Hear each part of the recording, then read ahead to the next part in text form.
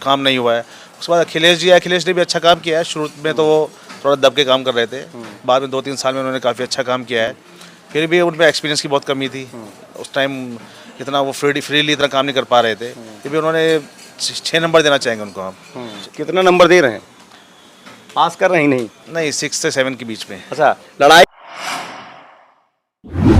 दोस्तों नमस्कार, आप देख रहे हैं पोल टॉक में हूं संतोष पांडे। उत्तर प्रदेश में विधानसभा चुनाव होने भले कुछ महीने बचे हों, लेकिन इस दौरान हम बैठे हैं सहारनपुर के बेहट में। बेहट उत्तर प्रदेश की 1 नंबर की विधानसभा सीट है। यहीं से यह तय हो पाता है कि आखिर उत्तर प्रदेश के पश्चिम में क्या होने वाला है। पश्चिम की बात इसलिए करते हैं क्योंकि इसके पिछले जितने भी मुख्यमंत्री हुए, चाहे मायावती हो, मुलायम सिंह यादव हो, अखिलेश यादव हो, उनको लगता है कि पश्चिम में उनकी पकड़ ज़्यादा मजबूत है। इस बार भी किसान आंदोलन के बहाने पश्चिम में सपा को लगता है कि सरकार उनकी यहीं से बन पाएगी। लेकिन सहारनपुर में क्या हालात हैं, लोगों के मन में क्या है, लोगों के दिल में कौन सी सरकार बस रही है, इन तमाम चीज़ों पर लगातार हमारी रिपोर्टिंग जारी है। इस समय हम हैं सहारनपुर के बेहट में और बेहट हमारे साथ बैठे हुए हैं अब्दुल माजिद जी, जो एक बड़ी कंपनी रन करते हैं, एमएसएमई में आती है। इसके बारे में हम पूरे इनकी जानकारी लेंगे, क्या कर रहे हैं, किस तरह चीज़ें आगे बढ़ रही हैं, सरकारों के बदलने के बाद क्या असर पड़ा है इनके जीवन पर। अब्दुल जी, आपका पोल टॉक में बहुत स्वागत है। शुक्रिया बहुत बहुत। शुरुआत करते हैं कि आप जो जिस कंपनी को रन करते हैं उसके बारे में बताएं, और ये भी बताएं कि सरकारों के आने और जाने के बाद कितना असर पड़ता है। ये हमारी कंपनी लगभग 45 साल पुरानी कंपनी है। हाँ। हमारे फादर ने इसको शुरू कंपनी किया। का नाम भी बता। हमारी कंपनी का नाम है इंडियन विलेज हैंडीक्राफ्ट। अच्छा। तो बेसिकली हम लोग जो है ये हमारे फादर ने शुरू की थी। हाँ। हम लोग यहाँ पे स्पेशल कुछ हैंडीक्राफ्ट प्रोडक्ट्स की फैक्ट्री है ये, और हम यहाँ पे बेल्स, विंड चाइम्स और होम डेकोर प्रोडक्ट्स बनाते हैं, जो बेसिकली हमारा मार्केट है यूएस और यूरोप हमारा मेजर मार्केट है। तो हम क्रिसमस के काफ़ी प्रोडक्ट बनाते हैं जो यहाँ पे बनते हैं, हैंडमेड है सब कुछ 100% हमारे यहाँ। और ये सब प्रोडक्ट हम यूएस मार्केट में, यूरोप मार्केट में क्रिसमस वगैरह और सीज़न के लिए बनाते हैं, जैसे होम डेकोर की आइटम हो गई हैं, विंड चाइम्स हो गई, बेल्स हो गई हैं और क्रिसमस प्रोडक्ट्स हैं। तो ये लगभग हमारे यहाँ काफ़ी अच्छी डिमांड है हमारे प्रोडक्ट्स की यूएस वगैरह में। यूएस में आपके प्रोडक्ट की डिमांड है, यूरोप में है, तमाम जगह पर। अब हम बात करना चाहते हैं सरकारों की जो स्थिति होती है। भारत सरकार कहती है कि हमने make in India, local for vocal वाला जो बातचीत हो रही थी उस पर हम लोगों ने बातचीत की है। दूसरी बात सरकार कह रही है, उत्तर प्रदेश की सरकार कह रही है कि हमने बहुत बेहतर व्यवस्था की है, बिजनेस के लिए बहुत अच्छा माहौल तैयार किया है।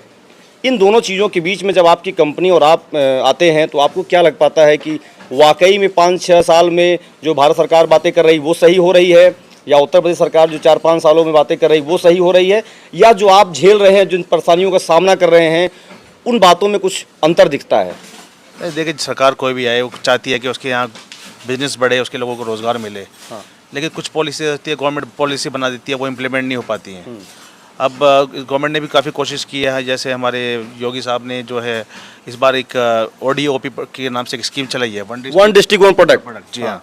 तो इसके अंडर हमारे यहाँ शाहपुर में जो इनको वुडन हैंडीक्राफ्ट को दिया गया, ये बहुत अच्छी स्कीम है। लेकिन क्या है, लोगों को नॉलेज नहीं है इस चीज़ की कि क्या बेनिफिट ले सकते हैं हम लोग। जिनको नॉलेज है वो बेनिफिट भी ले रहे हैं, और कुछ और स्कीम्स है गवर्नमेंट की, काफ़ी कोशिश कर रही है गवर्नमेंट के बिज़नेस के लिए, ईज़ ऑफ डूइंग बिज़नेस हो यहाँ पे।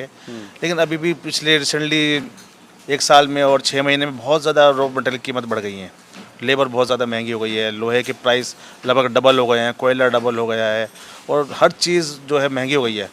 तो इस तरह तो बिज़नेस करना बड़ा मुश्किल हो रहा है, क्योंकि महंगाई को हम बिल्कुल भी इसको हम कैसे नहीं एडजस्ट नहीं कर पा रहे हैं, क्योंकि महंगाई बहुत ज़्यादा हो रही है। तो ये हमारे बिज़नेस के लिए बहुत बड़ा सेटबैक है। तो रॉ मटेरियल्स की कीमतें बढ़ रही हैं। जहां हम लोग बैठे हैं यहाँ से देहरादून, हरिद्वार, हिमाचल प्रदेश, तमाम जो स्टेट्स के जो बॉर्डर्स हैं बहुत दूर नहीं हैं।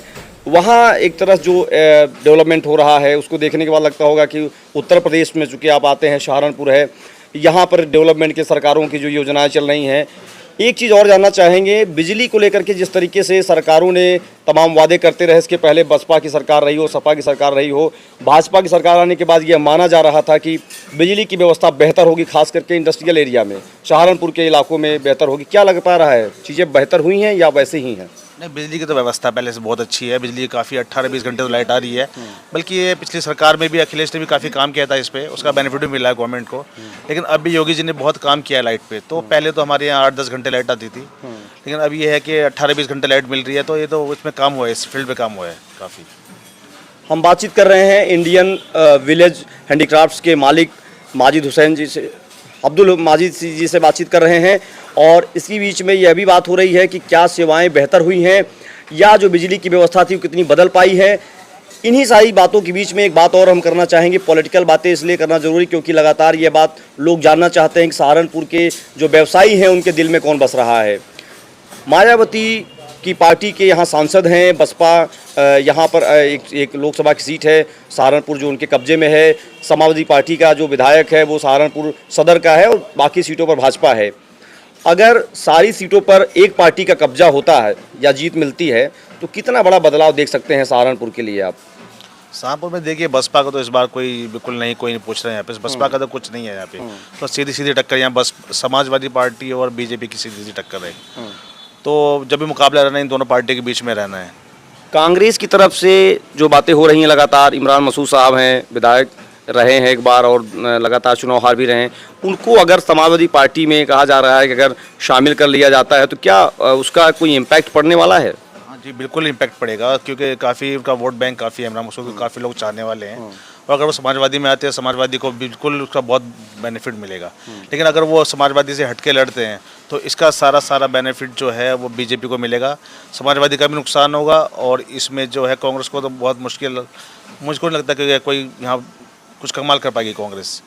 तो इसका अगर समाजवादी कांग्रेस से इमरान मसूद लड़ते हैं, समाजवादी में नहीं शामिल होते हैं, तो सीधा बेनिफिट्स का भाजपा को मिलेगा। यहाँ पर जो लोग इंटरव्यू देख रहे होंगे उनको लग रहा होगा कि झुकाव किधर होता है, एक जो आपके दिल में है। अगर हम कहें मायावती को 10 में से 10 नंबर देना है, अखिलेश यादव को 10 में से कितना नंबर देना है, या समाजवादी पार्टी या भाजपा की सरकार को देना हो, तीनों दलों को अगर 10 में से नंबरिंग करनी हो तो किस हिसाब से आप नंबर दे पाएंगे? देखिए मायावती जी को तो अब हम 2-3 नंबर ही देंगे।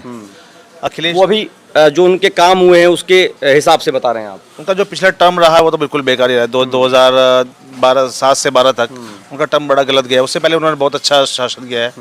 उसके बाद जो उनका लास्ट टर्म था वो बिल्कुल अच्छा नहीं रहा, उसमें करप्शन इतना रहा, कुछ काम नहीं हुआ है।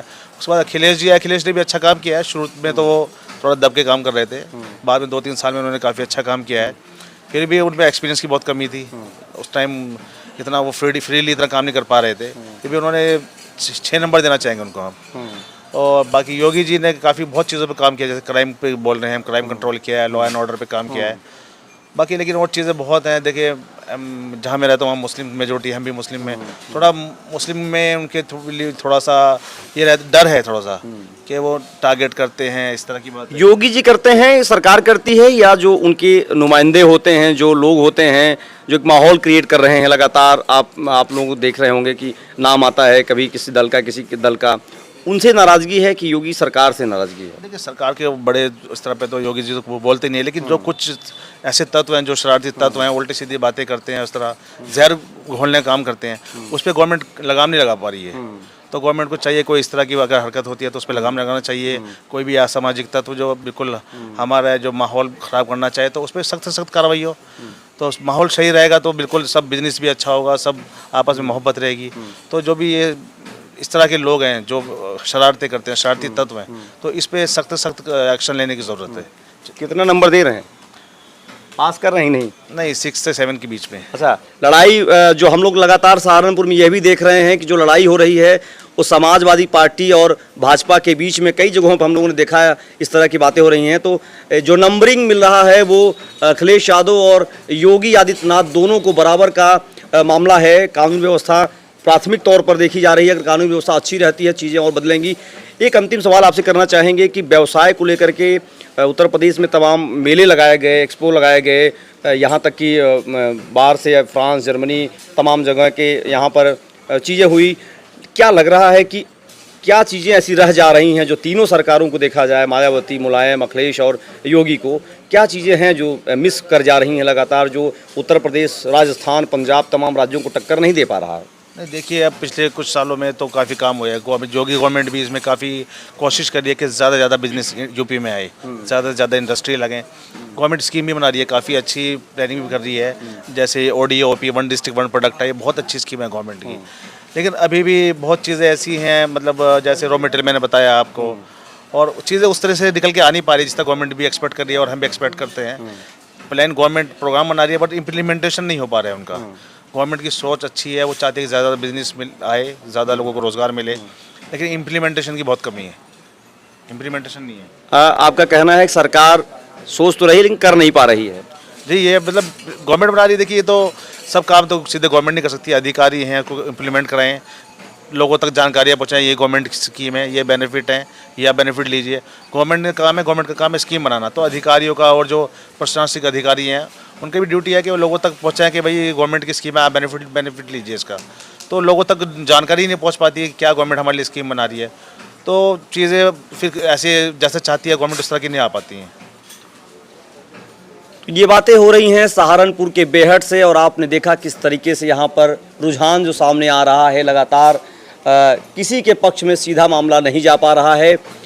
अगर व्यवसायी इन बातों को बताते हैं, सरकारों को सुनना चाहिए, उस पर उन्हें अमल लाना चाहिए, क्योंकि यहीं से पूरे स्टेट पूरे प्रदेश की बात होती है। सहारनपुर की बात अगर होती है तो पूरे दुनिया में सहारनपुर को जाना जाता है अपने काम के लिए। लगातार हमारी रिपोर्ट जारी है और यह भी बताने का प्रयास किया जा रहा है कि आखिर सरकारों में जो कमियां रह गई हैं, जो उनको करना चाहिए था, उनमें क्या रह गया ऐसा जो नहीं कर पाए हैं, जिसके बारे में उन्होंने बताया कि अगर ये चीज़ें ठीक होती हैं तो चीज़ें बहुत ही टफ होंगी। और लगातार इस बात पर चर्चा हो रही है कि योगी सरकार प्रशासनिक अमलों को लेकर के बात करती है। यह भी कहा जाता है कि कानून व्यवस्था की बातें हो रही हैं, लेकिन कई बार दिखती भी नहीं है। आप देख रहे हैं पोल टॉक, लगातार अपडेट पाने चैनल सब्सक्राइब करना नहीं भूलिए। धन्यवाद। जय हिंद, जय भारत।